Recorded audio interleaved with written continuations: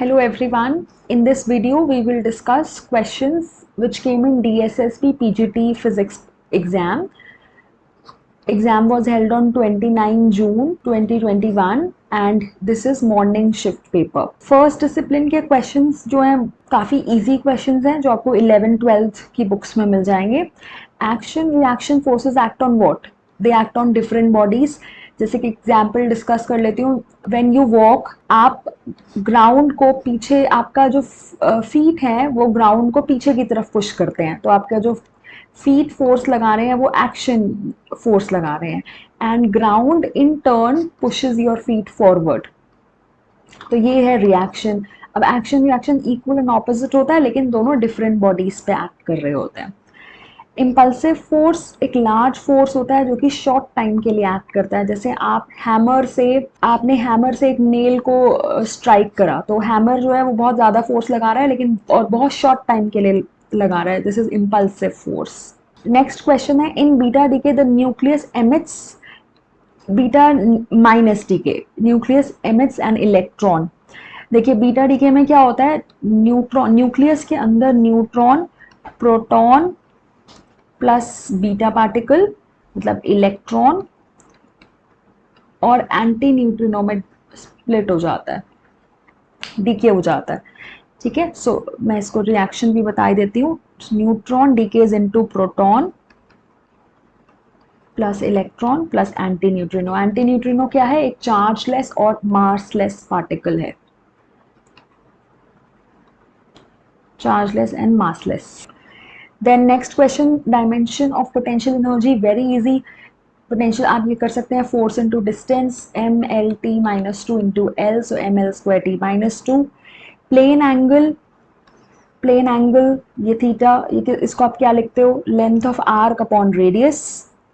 Gravity force of gravity एक conservative force का example है. कंजर्वेटिव फोर्स क्या होता है, जिसमें work done depends on initial and final point, not on the path. आपको ए से बी जाना है, आप कोई भी पाथ ले लो, work done M G H ही होगा. अगर ये एच डिस्टेंस, एच हाइट पे है, तो वर्क डन जो है वो इनिशियल और फाइनल पोजीशन पे डिपेंड करता है, पाथ टेकन पे डिपेंड नहीं करता है. Then next question, if during a collision initial velocity and final velocities are along the same straight line, तब उसको हम बोलते हैं head on collision.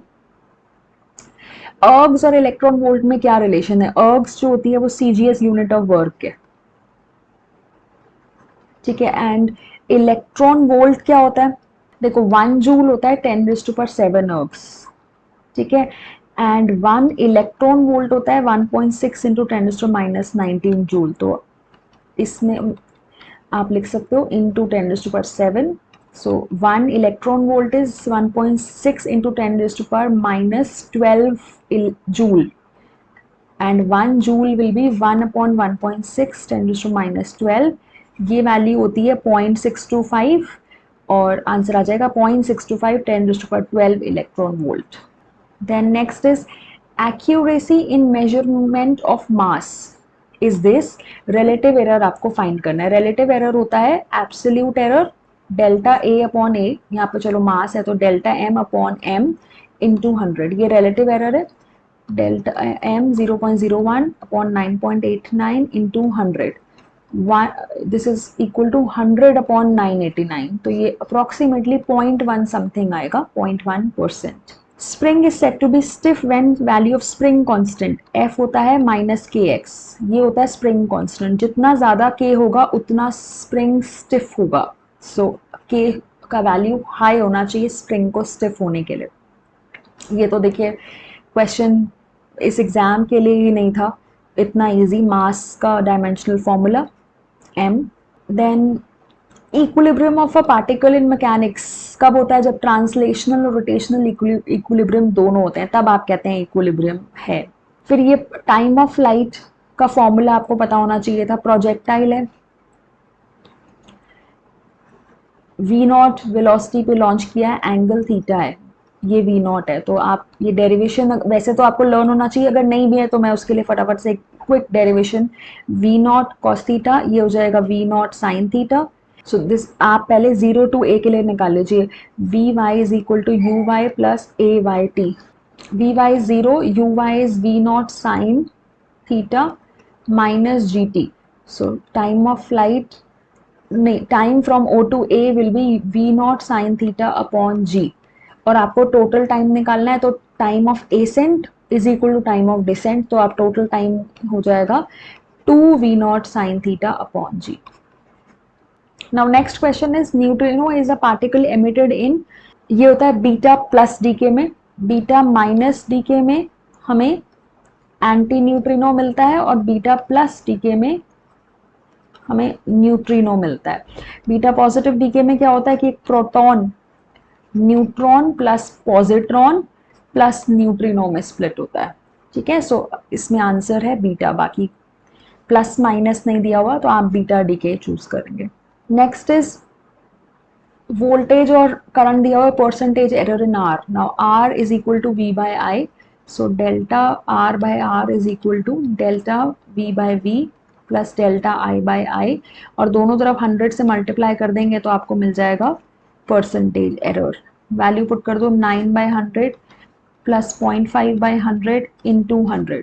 So answer is 9.5%. ये इसमें एरर है. The error which is associated with the resolution of the instrument, it is called least count error. Dimensional formula of this, ये सारा ऐड हो रहा है तो सबकी डायमेंशन सेम होनी चाहिए और डायमेंशन क्या होगी, लेंथ के equal. Now next question is find maximum value of acceleration of bus if mass of 3 kg lying on floor of the bus remains stationary. ये एक बॉक्स रखा है आपने 3 kg का इसके ऊपर और ये जो बस है ये मूव कर रही है कुछ एक्सेलरेशन से. और ये वाला बॉक्स जो है वैसे तो मूव करेगा, लेकिन ये कह रहे हैं कि ये बॉक्स मूव नहीं करना चाहिए.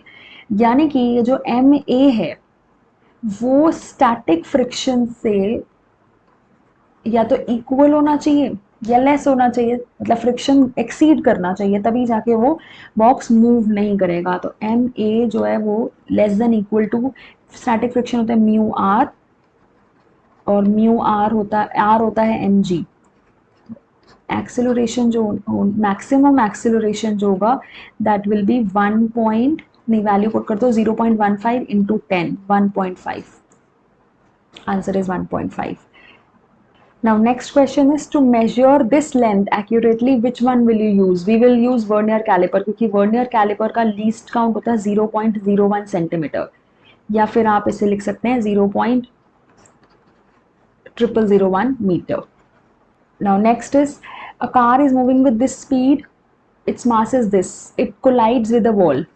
ये कार है 5 मीटर पर सेकेंड स्पीड से मूव कर रही है, 10 क्विंटल, 1 क्विंटल होता है 100 kg के इक्वल, तो ये हो गया 1000 kg. और ये आगे कोलाइड कर जाती है एक स्प्रिंग के साथ. Here is a spring. तो जब ये कोलाइड करेगी इसका काइनेटिक एनर्जी, बस का काइनेटिक, कार का काइनेटिक एनर्जी और स्प्रिंग का पोटेंशियल एनर्जी इक्वल रख देंगे आप. So find value of compression from here. X is equal to M V square upon K under root, M है 1000, वी स्क्वायर 5 इंटू 5, के की वैल्यू 6.25 10⁻³ तो ये आ रहा है 5 इंटू 5 625 ऊपर 100 और इसका आपको स्क्वायर रूट लेना है, तो आंसर आ जाएगा 5 into 10/25. Answer is 2 metre. Now next set of questions we will do in the next video. Thank you all. If you find my video useful, please subscribe to my channel. Thank you.